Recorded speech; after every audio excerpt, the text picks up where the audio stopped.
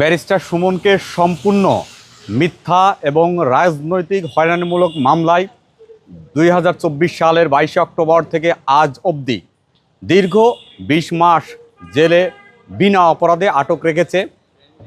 আমরা এই বিষয়ে হাইকোর্টে আবেদন করেছিল, ওনার জামিনের বিষয়ে হাইকোর্ট জামিন মঞ্জুর করেছিল। সেটার বিরুদ্ধে রাষ্ট্রপক্ষ আপিল বিভাগে ওনার জামিনের আবেদন স্থগিতের জন্য আবেদন করেছিল এবং চেম্বার কোর্ট আজকে সেই জামিনের আবেদনটা জামিন যে প্রদান করেছিল সেটাকে স্টে করেছে।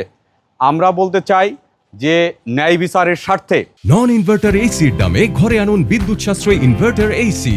এখন 1.5 ton my one inverter AC মাত্র 48,900 টাকা পাওয়া যাচ্ছে মিনিস্টার শোরুমে।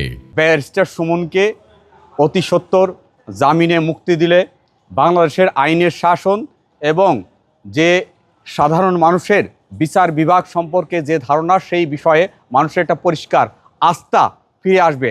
আদারওয়াইজ যেভাবে উনাকে মিথ্যা এবং রাজনৈতিক হয়রানিমূলক মামলায় আটক করা হয়েছে দীর্ঘ 20 মাস যাবৎ, এটা বাংলাদেশের আইনের শাসনের জন্য বিচার ব্যবস্থার প্রতি সাধারণ মানুষের একটা অনাস্থা বা বিরূপ মনোভাব পোষণ হবে। আজকে চেম্বার কোর্টে 2টি মামলার শুনানি ছিল, 2টি মামলাতেই হাইকোর্টের দেয়া জামিন স্থগিত করেছে অনারেবল চেম্বার কোর্ট। পরবর্তী স্টেপ যে চেম্বার কোর্ট ওটি সেই আবেদনটিকে নিষ্পত্তি করে হাইকোর্টে পাঠিয়ে দিয়েছে। এখন আমরা হাইকোর্টে ওনার যে রুল হয়েছিল সেই রুলটা শুনানির জন্য চেষ্টা করব।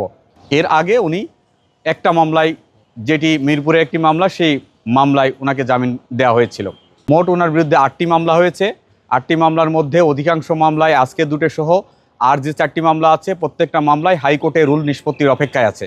আমরা প্রত্যাশা করি বাংলাদেশের সাধারণ মানুষ যাতে বিচার ব্যবস্থার প্রতি, আইনের শাসনের প্রতি বিরূপ মনোভাব পোষণ না করে এবং মানুষের বিচার বিভাগের প্রতি আস্থা ফিরে আসে।